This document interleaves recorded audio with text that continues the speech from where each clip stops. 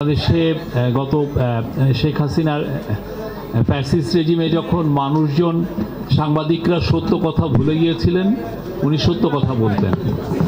ওইটাই মনে হতো যে ইটস অ্যান অ্যাক্ট অফ ডিফায়েন্স। ভয়াবহ রকমের উনি স্রোতের এগেনস্টে দাঁড়িয়ে উনি কথা বলছেন, সেই জন্য ওনাকে he has to pay lot of price. যেটা হয়েছে যে অনেক সময় ওনাকে, আমি যেটা শুনেছি, ওনাকে ইনভাইট করতে ভয় পেত। উনি আসবেন, উনি একা কথা বলবেন, আর উনি খুব, ওনার যেটা ছিল যে আর্গুমেন্টে ওনার সাথে পারা খুব মুশকিল, কারণ ওনার মিনিমাম 5-6 দশকের হিস্ট্রিটা মুখস্থ ছিল। একটা নবীন একটা সাংবাদিক, নবীন একজন দালাল সাংবাদিক যখন ওনার সাথে ডিবেটে আসতেন, দেখা যাচ্ছে যে বেচারার অবস্থা খারাপ হতো। আমরা যেই সময়টার কথা বলছি সেই সময় মাহফুজুল্লাহ ভাই অনন্য ছিলেন। অনেকে আমরা দেখেছি, অনেকে এইখানে এই প্রেস ক্লাবের সামনে অনেকে প্রোটেস্ট করেছেন, অনেকে দূরে থেকে ফেসবুকে অ্যাক্টিভিজম করেছেন, কিন্তু মাহফুজুল্লাহ ভাই খুব সামনে থেকে টিভি ন্যারেটিভ যেটা তৈরি হচ্ছে সেটাকে উনি কনফ্রন্ট করেছেন। উনি যে সাকসেসফুল কতটা হয়েছেন সেটা পরের বিষয়, কিন্তু যে উনি যে ডিফাই করছেন, আমি জানি না আপনার ন্যারেটিভ আমি নিব না, আপনি যে ন্যারেটিভটা ইম্পোজ করতে চাচ্ছেন আমি সেটার মধ্যে ফ্ল দেখছি, সেটার মধ্যে ভয়ঙ্কর রকমের দুর্গন্ধ দেখছি। এই যে এটা যে বলে ফেলা, এটা তো বাংলাদেশে মানে সত্যিকার অর্থে মেরুদণ্ডওয়ালা সাংবাদিক পাওয়া খুব মুশকিল। আর বাংলাদেশের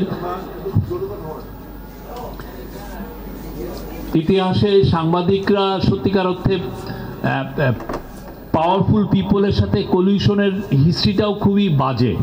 আপনারা দেখেছেন বছরের পর বছর সাংবাদিকরা ডিইউজে, বিএফইউজে, বিভিন্ন সাংবাদিকদের ওনারা লিডার হয়েছেন। একটা হয়তো একটা ভালো প্লট পাওয়া যাবে।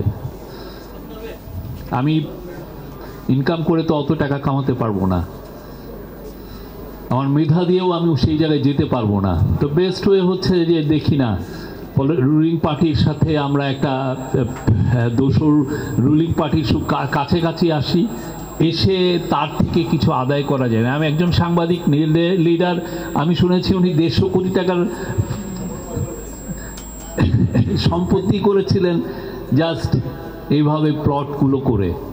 তো সেই জায়গায় মাহফুজুল্লাহ ভাই ব্যতিক্রম ছিলেন। প্রথম থেকেই উনি, ওনার খুব চোজেন কিছু এরিয়া ছিল। উনি প্রথমত তো কমিউনিস্ট, উনি, আমি বলবো যে উনি কোল্ড ওয়ারের একটা সন্তান, যে কোল্ড ওয়ারটা ওনাকে শেপ করেছে। সেখান থেকে উনি বেরিয়ে এসে বাংলাদেশের পলিটিক্সকে উনি নির্মোহভাবে বিশ্লেষণ করেছেন। ওনার খালেদা জিয়ার উপর যে বইটা, ওনার লাস্ট যেটা বইটা, একটা মাস্টারফুল ওয়ার্ক। ওনার যে যেই শ্রমটা উনি দিয়েছেন এবং কখন উনি লিখেছেন, যখন যেই সময় খালেদা জিয়া তার যে কোর্টের যে উনি বক্তব্য, সেটা ছাপার কারণেই যাদেরকে যে সময় লোকজনকে অ্যারেস্ট করা হয়েছে, বিএনপির অ্যাক্টিভিস্টদেরকে অ্যারেস্ট করা হয়েছে, উনি খালেদা জিয়ার জীবনী সেই সময় লিখেছেন, ইংলিশে লিখেছেন। এবং উনি সেই সময় যে প্রেডিকশন করেছেন যে উনি আরো স্ট্রঙ্গার হয়ে ফিরে আসবেন খালেদা জিয়া, সেটা হয়েছে। মাহফুজুল্লাহ ভাইয়ের সেটা দেখে যেতে পারেন নাই, বাট সেটা কিন্তু হয়েছে, বিকজ ওনার ওই দূরদর্শিতা সেটা ছিল। আমাদের বাংলাদেশের মানে আমরা ফলস হিরোকে ওয়ার্শিপ করি, আমাদের জার্নালিস্টদের মধ্যেও আমরা ফলস হিরো খুঁজি, যে ইনি ওনার উপরে সমস্ত ফুল দিয়ে বর্ষণ করি।